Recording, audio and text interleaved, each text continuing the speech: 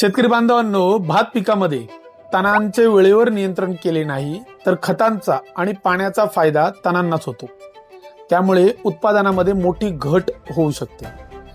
भाताची लागवड केल्यानंतर शेतामध्ये पाणी असताना UPL कंपनीचे साथी, ज्यामध्ये पायरोजोसल्फ्युरॉन एथिल 10% वेटेबल पावडर या तणनाशकाचा वापर आपल्याला करता येतो.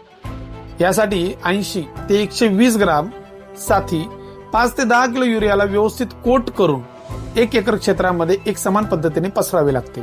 हे तण उगवण्यापूर्वी तणाचे नियंत्रण करण्यासाठी मदत करते.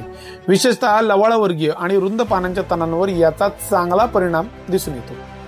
तरी जर शेतामध्ये तणे उगवली असतील तर भाताची लागवड होऊन 15 ते 20 दिवस झाल्यानंतर नॉमिनी गोल्ड, ज्यामध्ये बिस्पॅरिबॅक सोडियम 10% SC हे कंटेंट आहे, याची फवारणी तुम्ही करू शकता. प्रति 15 लिटर पाण्यासाठी 10 ते 12 मिली औषध घेऊन त्याची फवारणी करावी. हे तणनाशक गवत वर्गीय तणे, लवाळ वर्गीय तणे आणि रुंद पानांच्या तणांचे प्रभावी नियंत्रण करते.